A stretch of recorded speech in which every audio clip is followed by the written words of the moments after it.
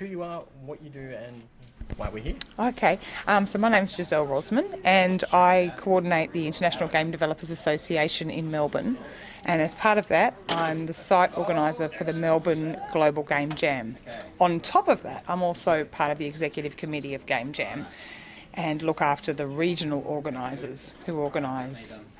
This year it was 489 sites across 73 countries. That's pretty good. Yeah. We had 161 jammers this weekend in Melbourne. We've made 48 games in under 48 hours and it's been a crazy ride. That's pretty big. Is that a record for? It's a record for Melbourne, yep. This is our fourth year jamming. We had 70 the first year, then 100, then 130 and now we're up to 161 with waiting list, which is fantastic. It makes us one of the bigger games in the world. Absolutely, that's pretty big. Have you played any of the games yet? I have played maybe 5 so far, so I've got lots of games to play now. So the judging's over the next 2 weeks, is that right? Yeah, that's right. It was too hard to get all the judges in and say, here, play 48 games, now, go. So they were all loaded to the globalgamejam.org website where the public can download and play all of the games. So they'll be available in the next couple of days, and then I will be speaking to the tasters and they'll be getting back with opinions on who deserves what awards. Priority isn't actually competition though, it is about collaboration, innovation and experimentation. And I've seen that as well with some of the games here and the people working on them. It's some madness this year. Crazy. I'm really excited with how well they've sort of thought around the theme, because they're all working to the common theme. Which you're going to ask me now and I'm going to forget what it is.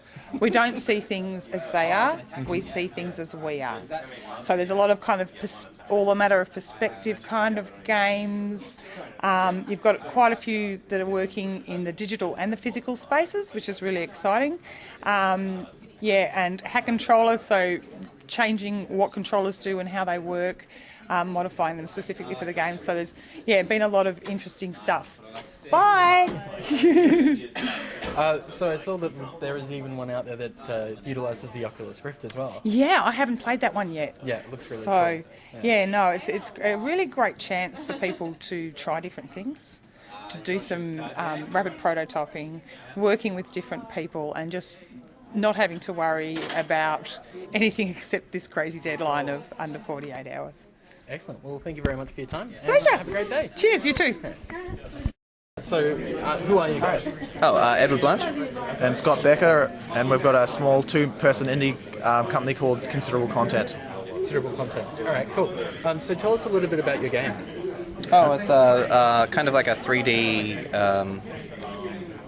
adventure game type thing where you just run around in kind of an interesting world trying to find a character and lead him home, basically. Okay, great. So obviously this has taken 48 hours to do. It looks pretty good for 48 hours. Oh, thanks. Were there any extreme challenges or anything like that you came across that were like game breaking sometime between that period? Well, we actually had one just about 30 minutes before everyone was coming in to play. We did a build of the game. It was running fine in the editor, but when we built it out for an executable, it was crashing when you went and talked to the character. It just would full out crash. So I was quickly scrambling to try and find the code that was being the problem. But apart from that, it was... Yeah, what happened was when you look through the perspective of this character, everything changes. So trees get bigger and rocks change size and position and whatnot. And it was unable to find one or two of those objects. And in case of not being able to find it, it decided it would prefer to shut down than just ignore it. So I had to tell it to ignore it. Yeah. Excellent. So is this your first time at a Global Game Jam event? No, this is our second event. Second. All right. Time at Global Game Jam. Yeah. Fantastic. All right. Well, thanks very much. My name's Ivan. With Checkmate, Yep. what was your role? I was the programmer. Fantastic. And what was the overall design you were looking for? Well, when we heard the theme, the first thing that came to mind was, you can't see the whole world. So that's basically what we're going with here. Like, there's a real world, but neither player can see everything in the world. Each player sees a different subset, and they have to communicate with each other to solve the levels. Right, so basically you have to look through the other person's eye and assist them pretty much to get through the game. Yeah, exactly. Was there any thought to the potential trolling aspect as well? Yes, but then you'll be stuck in the same level. So eventually, hopefully the trolls will give in and let the people progress. Fantastic. So it's more about, if you're going to troll somebody, you eventually have to make the moral choice to get through the game anyway, so you may as well just assist. Yeah, hopefully. Who knows, the patience of trolls might outweigh the patience of real players. Fantastic.